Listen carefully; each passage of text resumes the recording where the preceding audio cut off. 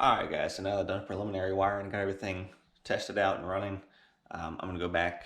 So I did all of this with red wires, and I need to fix that because it's going to be really confusing down the line if I got to work on something.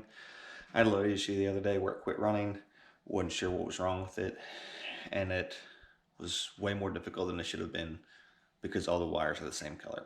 So anyhow, I'm going to pull all this out, and I'm going to try and trim them up a little bit more, reduce the total amount of wiring in it, and see if I can't put some better connections in, because I think I've got some things that were probably twisted together, and probably do some heat shrink and soldered connections and just really dial everything in and make it a lot more durable and clear. And I might even draw a wiring diagram to fall back on for next time I gotta work on this. So check it out. So here's the main bundle that comes up through the seat plate, and I've got a thing. I think there's fuses in there. There's definitely fuses in there. I got all this wire run out to them. Got the starter solenoid, battery connection, hot wire. Got a ground wire, maybe a hot wire, I don't remember.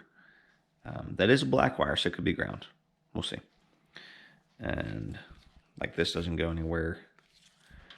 I've got 8 feet of ground cable. I don't need that. I need, a couple inches to go from the battery box to the seat plate. So I could probably put on a grounding lug on this and get rid of, 3/4 of this cable. Under here, I've got some more wiring that I could probably trim up, maybe thin it out a little bit. I've got a nice little spot right here that I could probably put those fuses in a more easily accessible spot.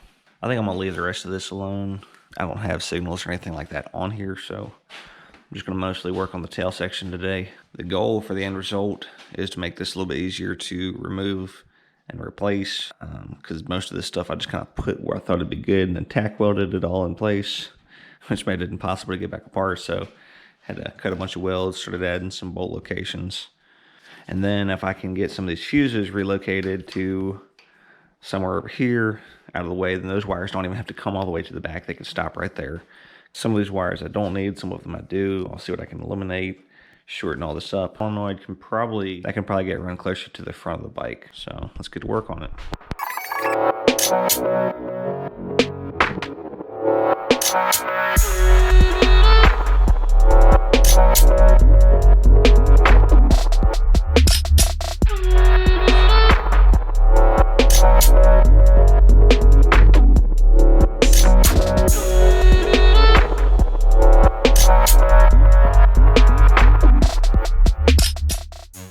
So I got this bundle of 4 wires that ran back to some fuses that I had all in the tail section, but then someone put a fuse block right here. I'm going to go ahead and cut all these wires just long enough to run in one side and out the other.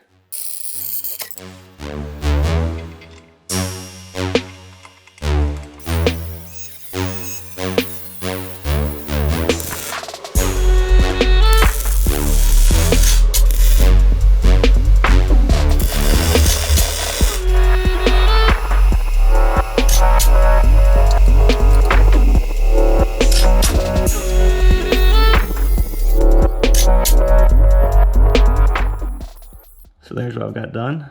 I need to run all these into a single, probably 14 gauge wire, going back to the positive post of the battery. There's my positive wire from the starter solenoid. It's going to go back to the relay. On the relay,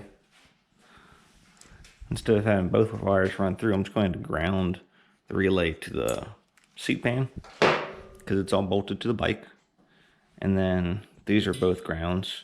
So since they are tied together, I'm going to run one to the engine case and one to the frame.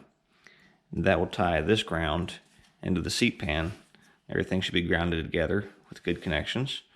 And then I can just ground the battery to the seat pan and not even need this big ground cable.